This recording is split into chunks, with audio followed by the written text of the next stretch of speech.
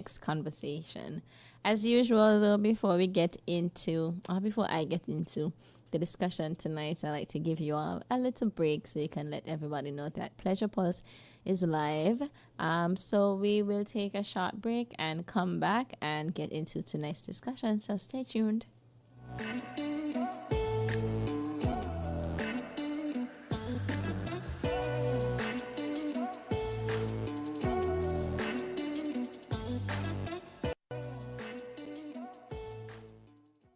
Welcome back to Pleasure Pulse. I'm your host, Roma Richardson, and I'm so happy to have you here with me another Tuesday night. It is September 2nd, and the year is almost done. we almost at Carnival. That's exciting. But yeah, we almost reached December. 2025 is almost done, and that's interesting and confusing because just the other day it was January, but here we are, and our sex conversations continue. So, whether it's January or September, sex don't stop. Sorry. So tonight I am doing a solo episode, and in preparation for tonight's episode, or actually, in terms of the topic for tonight, it's something that I have been thinking about doing for a while, and that is touching on some frequently asked questions about sex.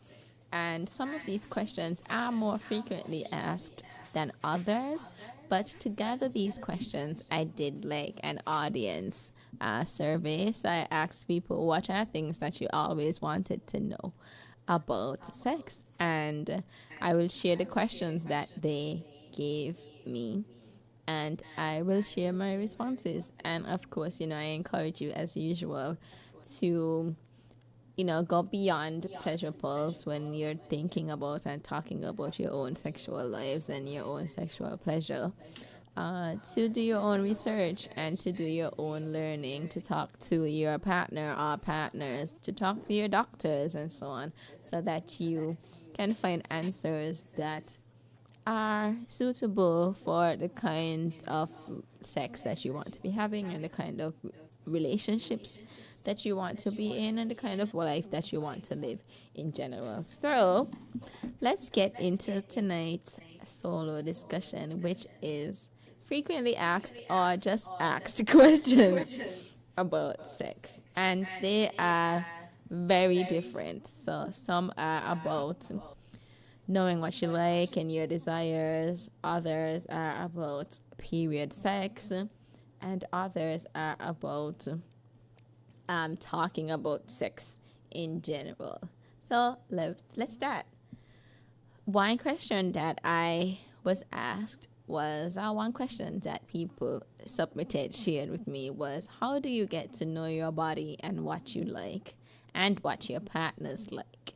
And I like this question, but I like all of the questions. And I got way more questions than I'm able to answer tonight in the short time that we have together.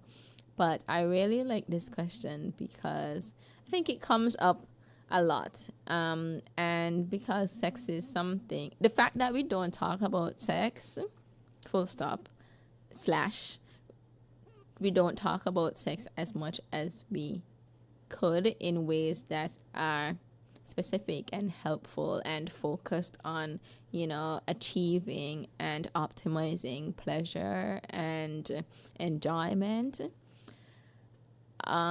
Something like this, getting to know your body, getting to know your partner's bodies, kind of left to chance, right? So sometimes we have people like approaching sex without even knowing where they like to be touched.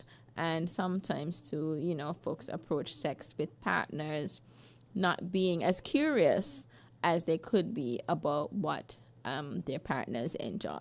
So, question, how do you get to know your body and what you like and what your partners like? So, first of all, and I think I've said this before, everybody is different and everybody is different. So, each person is different and each person's body is also different.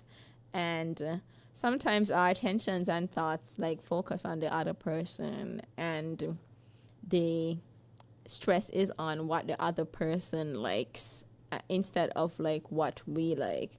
And it's definitely worth asking ourselves, or worth asking yourself, what are the things that you like? Where do you want to be touched? And what makes sex good or enjoyable to you? So some of the things that I would recommend, like high level self exploration and open communication. Those things are key in learning about yourself and about a partner. And when it comes to self exploration, that could mean, finding alone or self pleasure or masturbation time to learn your body. Learn your body in the light and learn your body in the dark. And you could also do things like learning your body with your eyes closed and using your hands and other things like your breathing to discover what gets you aroused and how things affect your enjoyment of the experience. I would also say to experiment with things like intensity. So how much pressure is applied, what feels good. Do you prefer light touches or light pressure, or do you prefer something that's a little bit more heavy-handed or intense? What about your own body and experimenting with it? Couple shows ago, and as I said, couple shows ago, it could be since last year, but we talked about the importance of knowing what you look like, of being naked and being able to identify your body parts and identify what feels good, what touches feel nice and what maybe don't feel so nice, but just getting familiar and comfortable with your own body.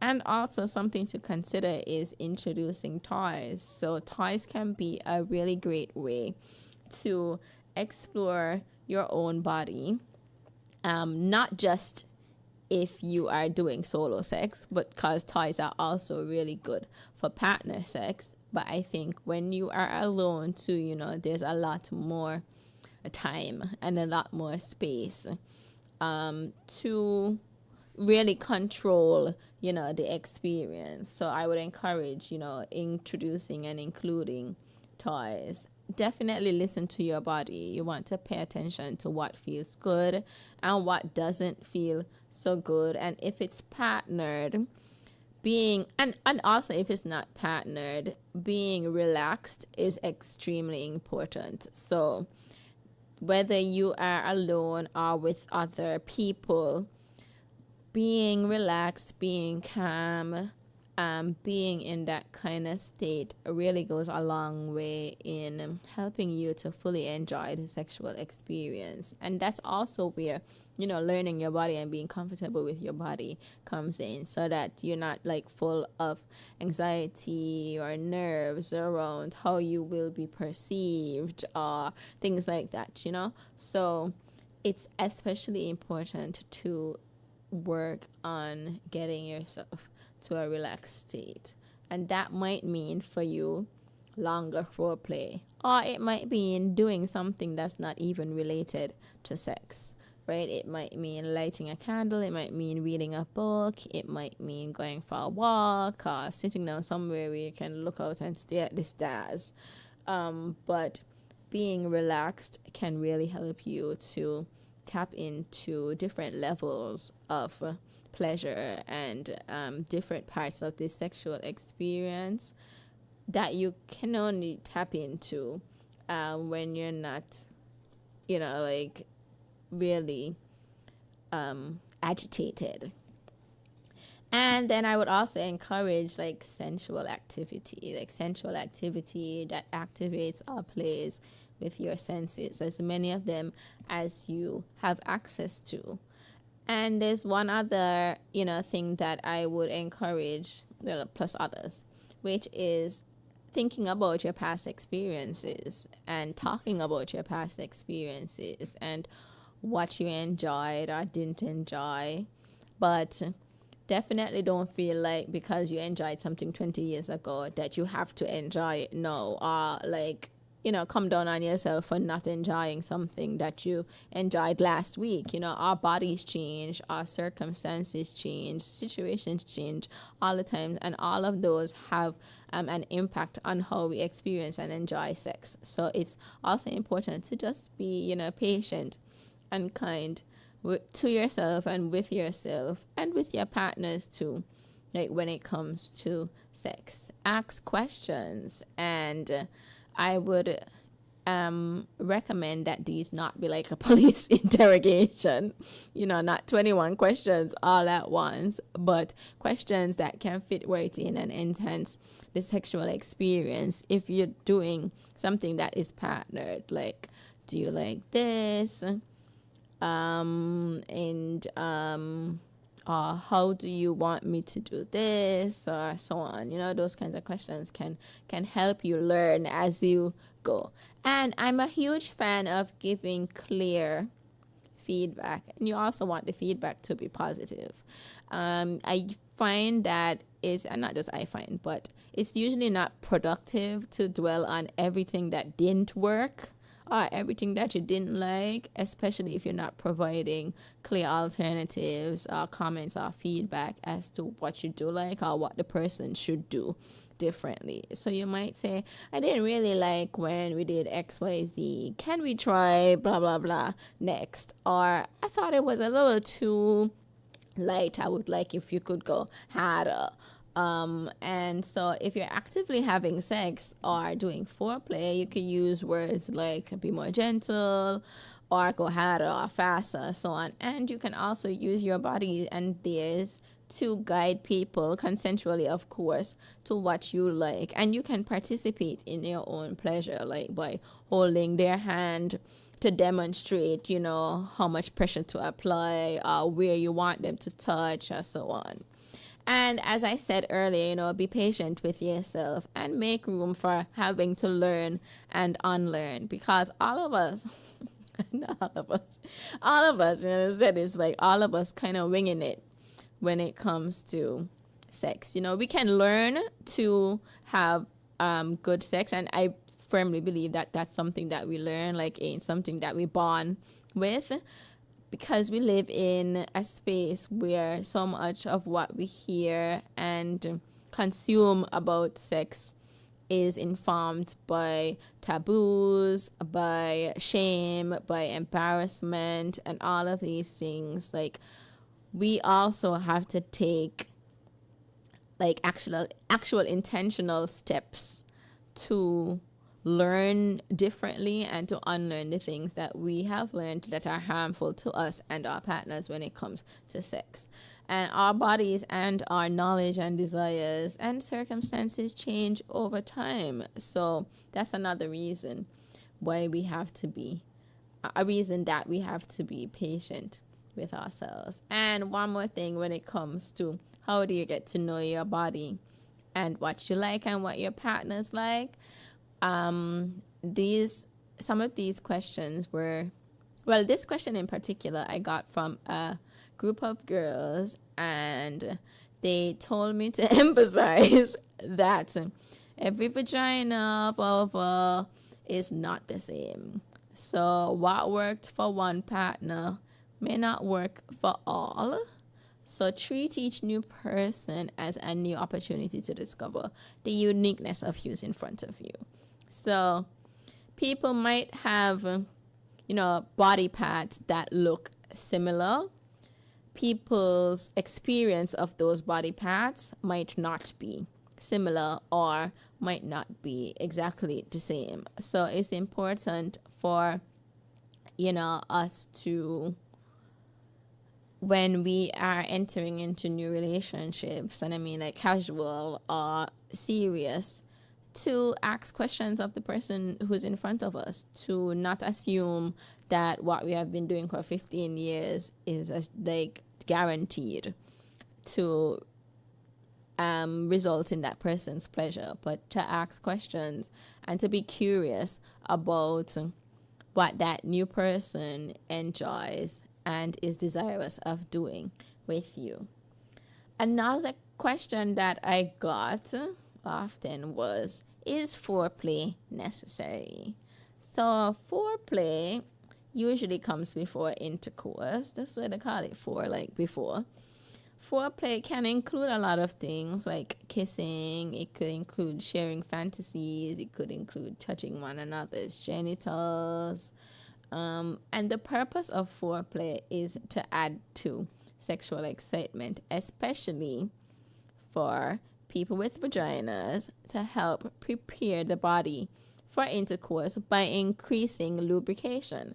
So, some people have suggestions of like how long foreplay should take, and it's really important, like, not to be like, okay, I read this thing that said foreplay should take 5 minutes and you just commit 5 minutes to it, because as I mentioned before, everybody is different. Some people might be fully lubricated or lubricated and ready for intercourse in a shorter amount of time than others, and some people might need more time. Some people like foreplay to last hours. Some people like foreplay to start from even sometimes before you are with physically together. So foreplay is something that has to be has to be talked about within or between whoever is having sex. And this is sexual activity that doesn't involve penetration. Like I said, it could be kissing, sharing fantasies, touching each other. It could be using sex toys and so on. And foreplay is something that can also lead to orgasm. So I don't want to get into the whole thing about the orgasm gap and all of that. I don't want to get into how people with vaginas versus people with penises achieve orgasm at this time. But for a lot of people with vaginas, penetration alone does not help them achieve orgasm, right? There has to be some clitoral stimulation, and there has to be, for some people, like a lot of foreplay to get them to that point where they're ready to receive. And for people with clitorises, just like a tip, a reminder, oftentimes it's the external tip that's the most sensitive part of the body. And we're not going to go into the anatomy of things because I think a model would be good to show. What will people say if I have a vagina model here, a vulva model here, and you can see everything? That's okay. And for people with penises, their most sensitive part of the body is often the penis head or glans, which is located at the top of the shaft. But as I mentioned, and I emphasize again, everybody is different. So while you might find things that apply to many people, you might even find things that apply to a lot of people. You could find things that are typically the case. The person that is in front of you is the one that you should be, having these conversations with. That person is the one best placed to tell you what the things are that are pleasurable to them and how to help them to achieve the things that they're interested in achieving. Because sometimes some people don't see orgasm as the end of sex or as the climax, a high point of sex. So it's important to like have those discussions so that you can be a level of understanding between you two. Let's take a short break here and then we come right back. I give you some time to think more about those two questions so far. How do you get to know your body and what you like and what your partner's like? And is foreplay necessary? Have a conversation among yourselves, and then we will come back and continue on our kind of frequently asked questions list. So stay tuned.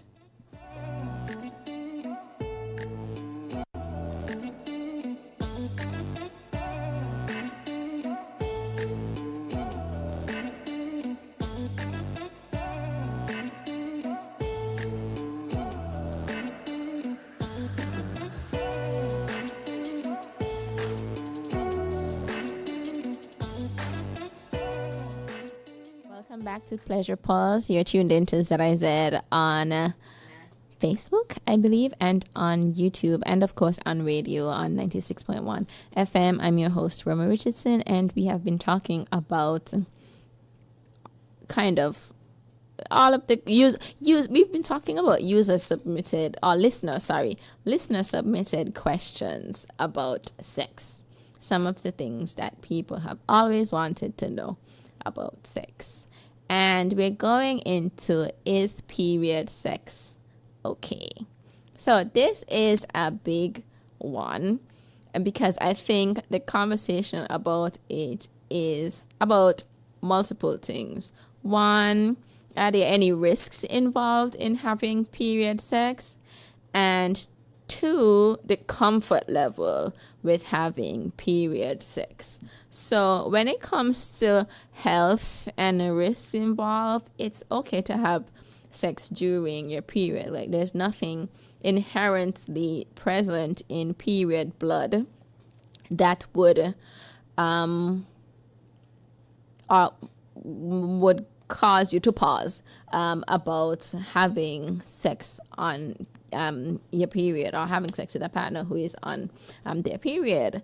So it definitely depends on how you and the person that you're having sex with feel about it. Some people don't like the idea of it. Some people are comfortable with it. Some people enjoy sex more enjoy sex a lot when they're on their period. And like a couple shows ago, I had a guest when we were talking about like mind muscle connection, and it's making me think, just how much sex is a mental thing. Not quite the same, but just how much sex is a mental thing, and how much what you perceive, what you feel, all of your thoughts, all of your preconceptions, all of society's dictates and so on, how all of those things affect how you experience sex, or how you have sex, how you do sex, right? So oftentimes, like, those things are in our head, sometimes even subconsciously, in that sometimes we don't even know that they're there, and sometimes we don't even know where they're coming from. But a lot of our attitudes towards period sex come from, beliefs that periods in general are nasty, that they are indications of uncleanliness. Think about the spaces where women have to remove themselves when they're on their periods. Think about the stereotypes that people place on people who are sometimes even are not on their periods, but just the attitudes that it is an unclean moment and so on. So for some people to, like, the fact of a period might be, okay, this is when we take a break from sex or whatever, and that might be something that they're okay with. But when it comes to having period sex and whether or not it's okay, as I mentioned, health-wise, there's nothing that inherently prevents you from having sex, during a period, but it's still something that you want to talk about with a partner to make sure that y'all are on the same page. Now, of course, you can still in some cases get pregnant if you have sex during your period, and there is still the possibility of contracting or transmitting a sexually transmitted infection. So those are things to definitely be mindful of.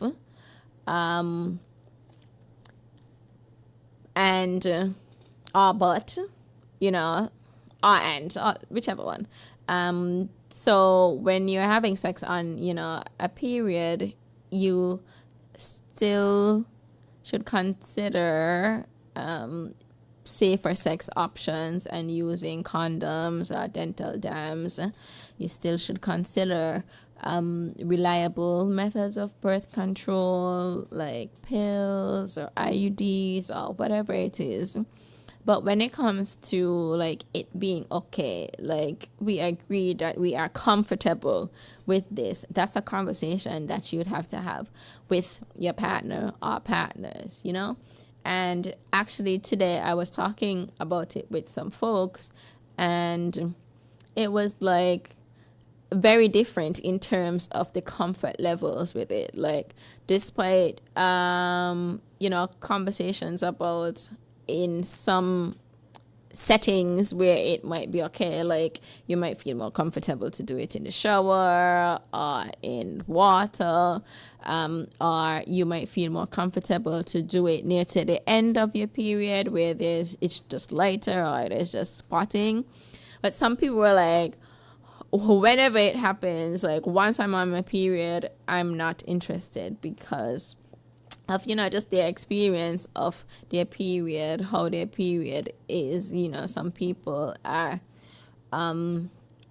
not so keen on maybe because blood smells, so not so keen on how period blood might smell. That might affect their ability to fully relax and be in the moment and enjoy it. So it definitely just depends on you and your partner and coming to an agreement on what works for you. So I would definitely continue to encourage conversations between you to see what's good with you. You might decide, okay, yeah, I'm interested in doing this, but not on the first day. I could do the third day, I could do the fourth day, I could do the fifth day, or I could do right after it finishes. Or some people might say I want to wait even after it finishes, so for whatever reason. So it's just definitely like it's a conversation, and this is not something that like other people should have to determine for you, and whatever you decide is okay, because it is about your ability to fully enjoy the sex that you're having. So have conversations and decide with your partners if it's okay for you or if you're interested in having period sex. And like I said, some people claim to like it more when they're on their period. So you might be one of those people. Anyway, another question that I got is, how do you introduce kinks to your partner? And I feel like I stress communication, but communication is such a huge part of good sex.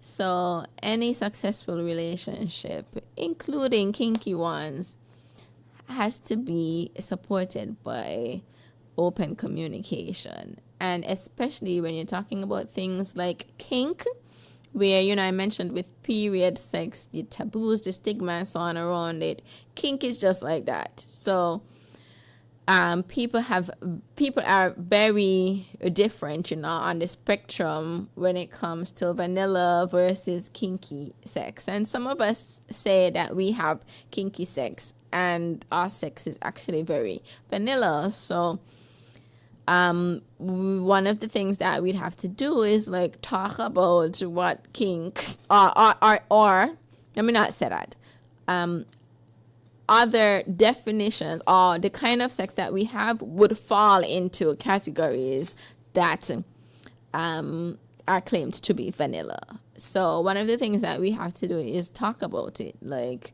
approach the conversation with curiosity, but also with vulnerability, because kinks, there's so much that people get judged for. And one of the things that they get judged for is the things that they like sexually, especially if those things are different to what most other people do or say that they do. So curiosity and vulnerability will be very important in approaching conversations about kinks. So you might try something like, I've been very curious about trying whatever specific kink is. Like, how you feel about it. Like, have you ever thought about it? Is it something that you're open to? You can ask them, how do you feel about exploring new things in our relationship? So you want to start with open and non-judgmental communication. You also want to educate yourself together, and that could be like exciting times too, because there's so many methods and so much material out there about the kinds of kinks that exist, and how you can practice them together. You could learn what interests you from the wide array of kinky things that exist, and you could put yourself on, or put your partner on to things that you maybe hadn't even thought about, didn't even know were a thing. Sometimes we think that the things that we like make us weird, and then we come to find out that there are thousands of other people who like the same things. So it's definitely important to educate yourself together to understand the dynamics, the safety considerations, the emotional nuances involved in kink. So you could find books, you could find workshops, you could find podcasts, YouTube videos that all talk about kink, and there are a lot. You could try to, initiate conversations about mutual interests, and there are lots of ways that you can do that, including, like, for example, sometimes I'm on Instagram and I go on my explore page, and then I click on something that I see that my partner has liked. So there's an opportunity now, because I'm like, oh, I didn't know you we're into whatever it is. Usually that'd be food and gym exercises, but it could also be for kink. It could also be for sexual activity, because there are lots of like content creators on Instagram and TikTok who are talking about sex and giving sex education. So you could find something in that way, or you could share a video.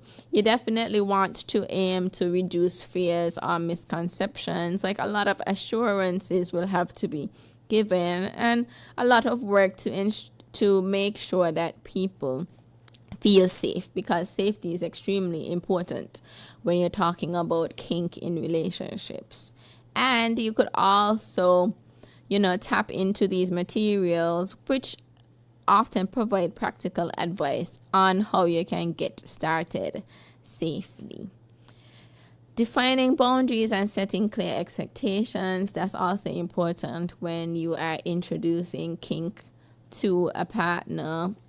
Consent and communication, talking about your yeses, your nos, what you might be open to trying, what is an absolute not going to happen for you, your limits, your expectations, using things like a yes, no, maybe list.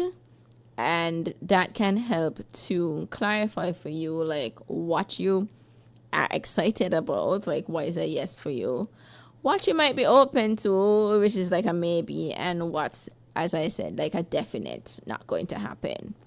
And then for introducing kink, you also want to start slow and build trust, because vulnerability, like the places that you go with kink, can really be like, it can lead to a lot of exposure, right? So building trust, guaranteeing people's safety is also important. So those are absolutely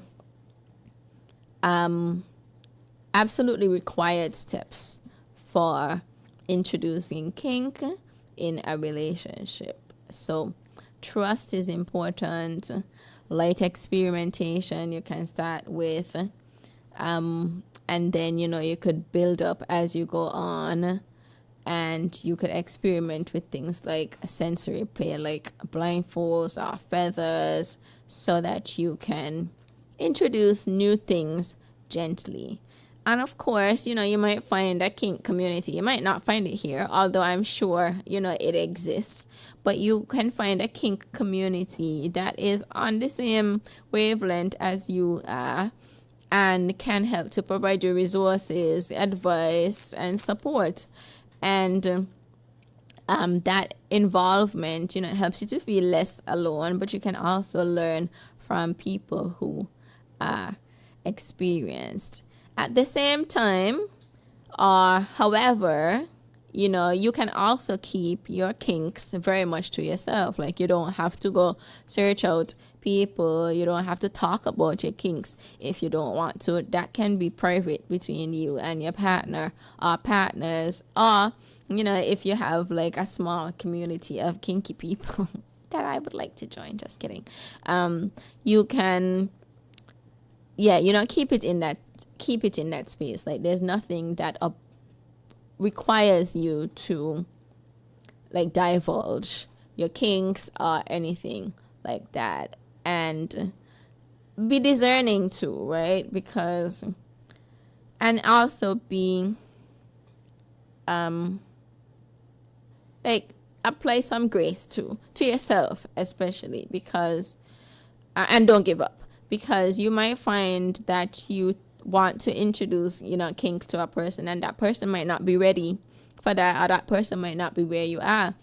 So both of you deserve grace in that moment, and it could be a not right now, so that gives you room to revisit the conversation at a later date, to work on other things that might need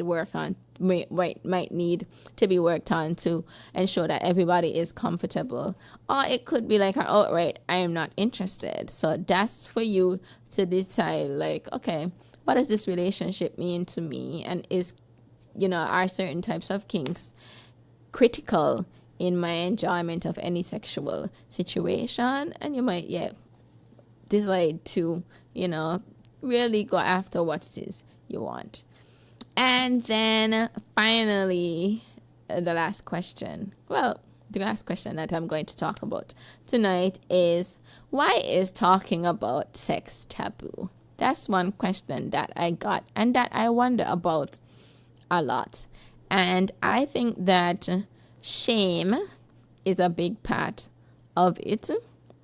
And all of us are taught to feel shame, or to really tap into we shame box as we grow up. So people also teach us the things that we should be ashamed about or should feel shame around. So when we, people say like, don't yuck somebody's yum, like when we start to hear words like that's nasty, or that ain't whatever, around things that we do or things that we like, that helps to plant that seed that will grow of insecurity. So there are some things that we start to become insecure about, things especially like our bodies or our desires. And shame is something that definitely gets in the way of good sex. So talking about sex has an effect on the sex that we are able to have, because when we withhold, sharing our true desires, when we are not able to feel fully comfortable and confident about how we look, about how we look clothed, how we look naked, how we have sex with other people, then we start to feel shame, and shame ain't gonna place in sex. So during sex, we are usually naked, and that alone results in a certain level of vulnerability. But sex is something that has long been considered forbidden and dirty. And this is especially true for female pleasure. Earlier I talked about how periods had come to be associated with uncleanliness and so on. So with female pleasure, that's something that we kind of starting to talk about it,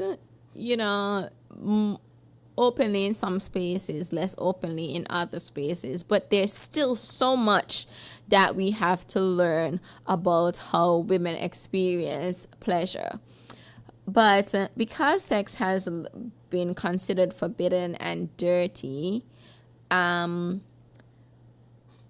talking about sex ain't something that we promote or something that we enthusiastically participate in oftentimes. So, and we know, of course, things like the church and its emphasis on abstinence, purity, virginity, including calling things like masturbation a sin and premarital sex or fornication a sin. And also its argument that sex is reserved for married adults only, even in places that are not religious, but especially in places that are religious in reality and are in theory, like us.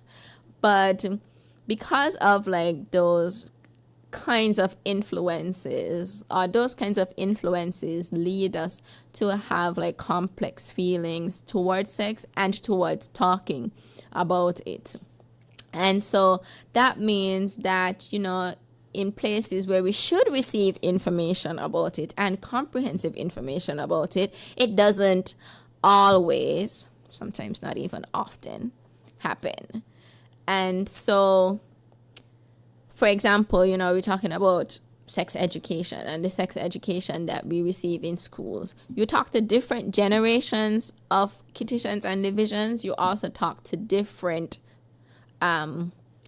students who have gone to different schools in St. Kitts and Nevis, and you will get a very different picture of the kind of sex education that people receive, because some people are taught about sex from their parents, some people are not. Some people learn about sex from their peers, some people don't. Some people receive a version of comprehensive education in schools, and some people receive abstinence only education about sex.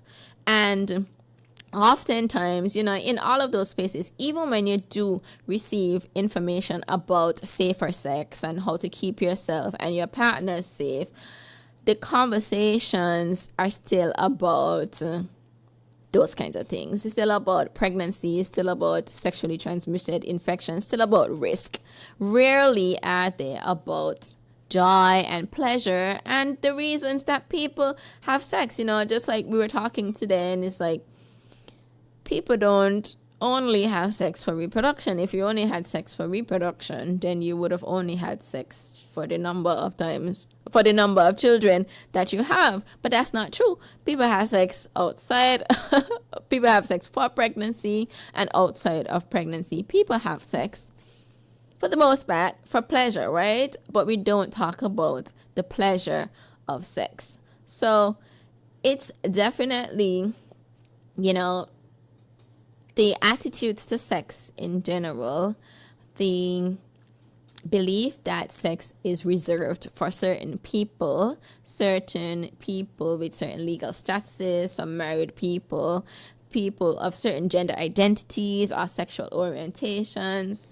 All of those attitudes lead us to make just talking about sex a taboo, because as far as some people see it, we ain't even supposed to be having sex, much less talk about it openly. So again, I will never stop celebrating ZIZ for creating this platform where we could talk about sex a lot, not as openly as I would, because I'm still, mindful of where we are and pushing for us to get a little further, but where we can talk about sex and where we can talk about pleasure. So those are some of the reasons that talking about sex is taboo. So we are at the end of tonight's Pleasure Pulse. Let me recap the questions that I've gotten for you, and you can think about them as you continue to reflect tonight. So first question was, how do you get to know your body and what you like and what your partners like? And you can also think about whether or not you have had these questions or similar ones yourself. Second question was, is foreplay necessary? third question was, is period sex okay? And we have the fourth question, how do you introduce kinks to your partner? And lastly, why is talking about sex taboo? I hope that, this set of listener submitted questions inspires you to think about your own questions about sex, about whether or not you have had these questions or similar ones, about conversations that you think you definitely need to have with people around you. In this stage in my life, I'm always like, Mommy, why you didn't and this, and she's probably exhausted by it. But I definitely appreciate the opportunities to reflect and to think about how we know the things that we know about sex and where did we get that information from, or where didn't we get that information from. Because like I said, we kind of all winging it, and by that I mean we are all in a process of learning and unlearning a lot of the things that we were taught about sex. We are learning more about women's pleasure. We are learning more about men's pleasure. We are learning that some of the things that, people see as taboo or are stigmatized can actually bring a lot of people pleasure. A lot of the things that people determine are only for some people actually result in enjoyment for a lot more people. I think we are learning to be a lot more open, to be a lot more curious, and I would encourage us to stay curious. Like, stay curious, stay asking questions, stay fiddling around, stay on that path where you are constantly learning, and then you will always grow and evolve. So those were some of my, as I mentioned, listener submitted questions. If you see me and you have more questions that you want us to talk about on Pleasure Pulse, definitely stop me and let me know. And I look forward to hearing those things from you. And as usual, I want to remind you that Pleasure Pulse is a safe space where no questions or no topics are too big or too small or too random. There's always space here for us to talk about the things that are on your mind, that are on your heart. And I'm curious about hearing what those are for you. I'm going to say good night here and wish you a pleasurable evening, and see you next Tuesday. Bye.